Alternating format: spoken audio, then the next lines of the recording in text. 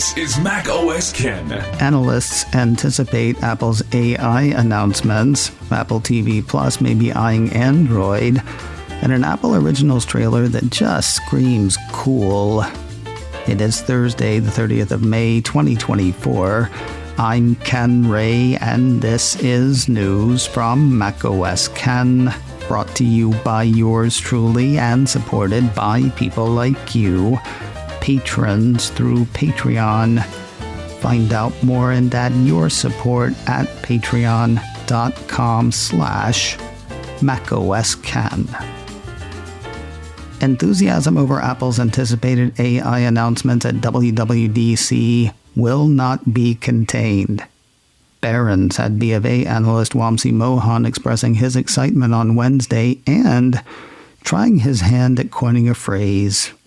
According to Mr. Mohan, we view the upcoming AI-enabled phones, in telephones, to drive a multi-year upgrade cycle similar to the step function improvement driven by the introduction of smartphones. With an installed base of over 4 billion smartphones, we see the opportunity for the next upgrade cycle to be once-in-a-decade type of event. Now, speaking as someone who has coined a number of nicknames in jest, Mac tablet netbook thingy, and the fiery hellscape that is the Samsung Galaxy Note 7 disaster Mageddon Gate among them, I'm not hearing people pick up in telephones. How's this, though? Wicked smartphones. Mr. Mohan has a buy rating on Apple shares. His price target on the shares is $230. Also offering double plus good expectations ahead of WWDC is Wedbush analyst Daniel Ives. I know, it is so unlike him. He'll see Mr. Mohan's once-in-a-decade type of event and raise it with a note calling Apple's 10th of June WWDC keynote Apple's most important event in a decade. Barron's quoted a note of his from last week, saying, "We believe AI technology being introduced into the Apple ecosystem will bring ample monetization opportunities on both the services as well as the iPhone/hardware front, and adds $30 to $40 per share to the Cupertino growth story." Mr. Ives has an outperform rating on Apple shares. His price target on the shares is a street high, $275. Gazing not at the near future, but the very recent past, Apple 3.0 has Evercore analyst Amit Daryanani assessing the hurt the EU's DMA has put on Apple services. It is easy to quantify. So far, the analyst says the DMA has put no hurt on Apple services.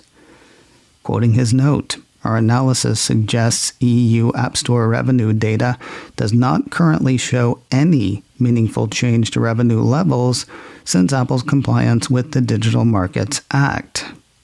Quite the contrary, actually. The way he and his see it, the analyst indicates that March revenue for the App Store in the EU was up 9% from the pre-DMA levels in February, and April revenue was up 6% versus February. While he does not address why levels were up, he does address why Apple services have not taken a hit. He and his figure that has to do with the core technology fee Apple's added for any app that is downloaded from outside of the App Store. Daryanani and friends figure that fee would probably end up costing developers more than the 30% App Store commission charged by Apple, so it is unlikely that any developer has chosen to move away from the App Store. Of course, if the core technology fee is ruled to be non-compliant with the DMA, the impact on Apple services could change. That said, the analyst says that revenue from the EU App Store remains relatively immaterial to Apple, given it's only about 8% of App Store revenue and under 1% of total revenue. Mr. Daryanani has an outperform rating on Apple shares. His price target on the shares is $220. Speaking of the EU, Tap to Pay for iPhone has turned up in another EU country.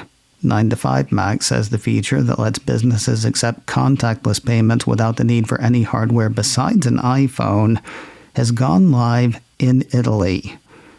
Nexi, Soft POS, and SumUp are among the country's first partner platforms, according to the report.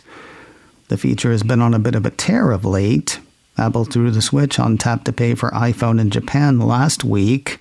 It did the same a few days later for Canada.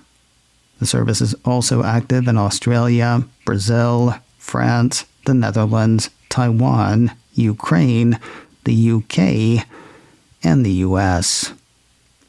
Apple Retail is planting a flag in a new-to-it land soon.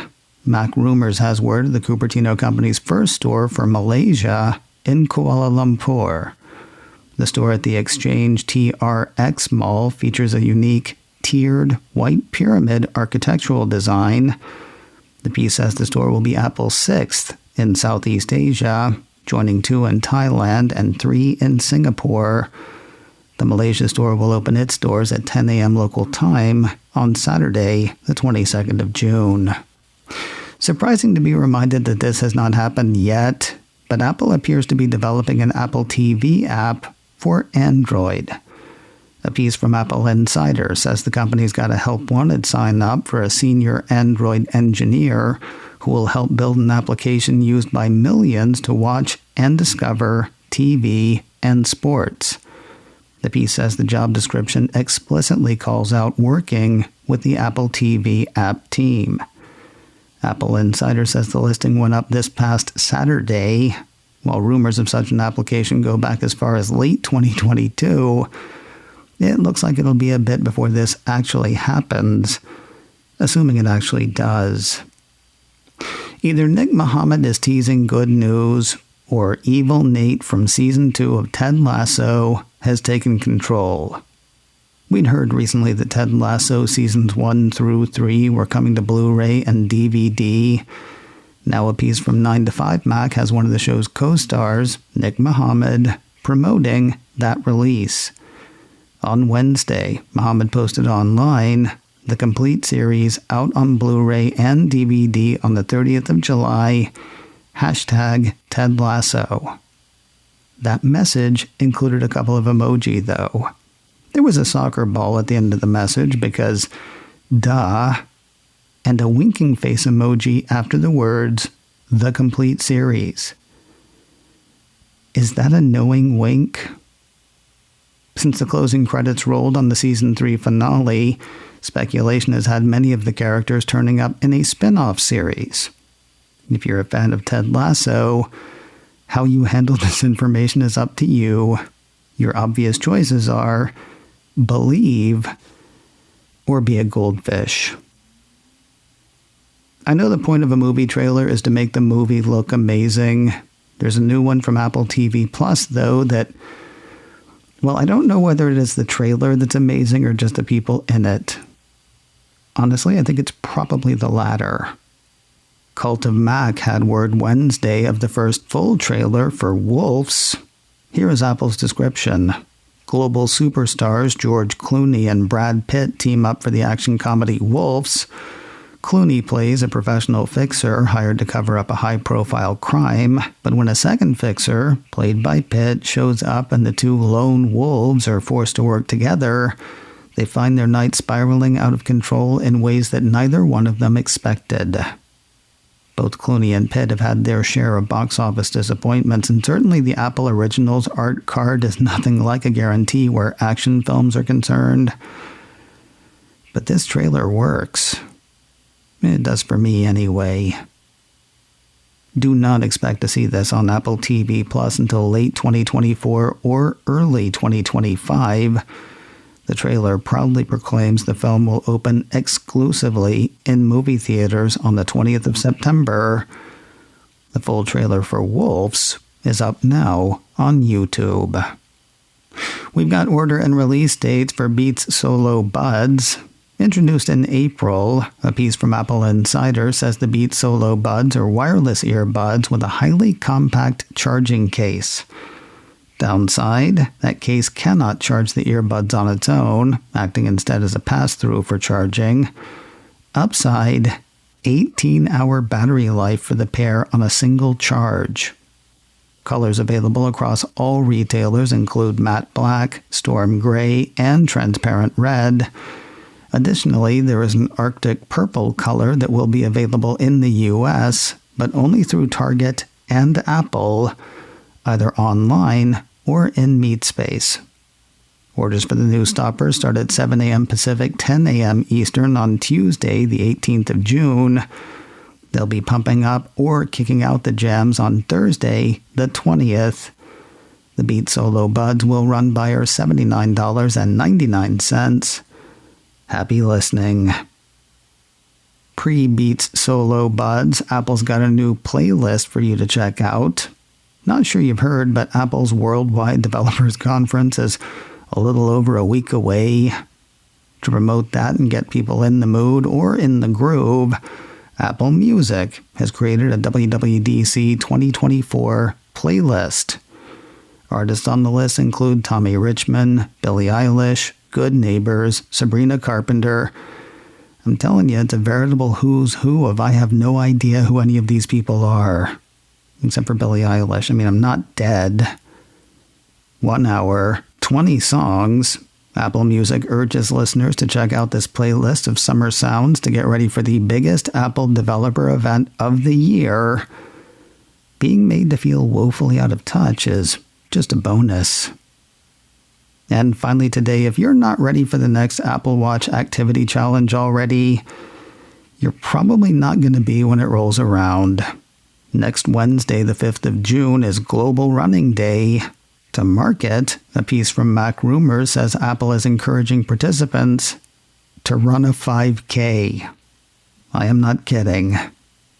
Though the message hasn't popped yet, Mac Rumors says the watch will be prompting wearers with the message, hit the road, trail, track, or tread for Global Running Day. Record a running workout and go at least 5 kilometers on the 5th of June to earn this special badge. The piece says people who complete the challenge will unlock a dedicated badge in the Fitness app, along with animated stickers that can be used in the Messages and FaceTime apps.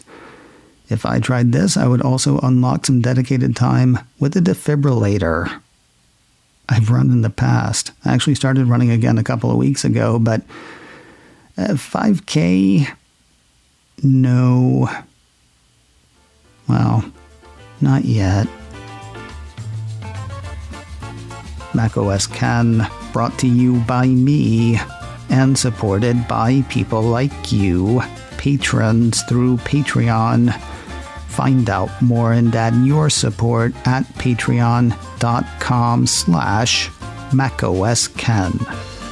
Advertising handled by Backbeat Media. Online at backbeatmedia.com. You can reach me a couple of ways.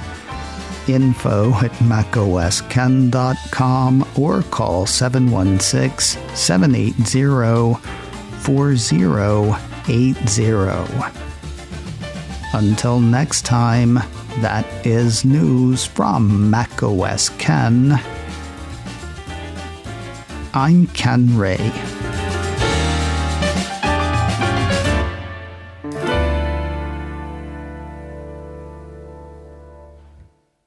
Ciao.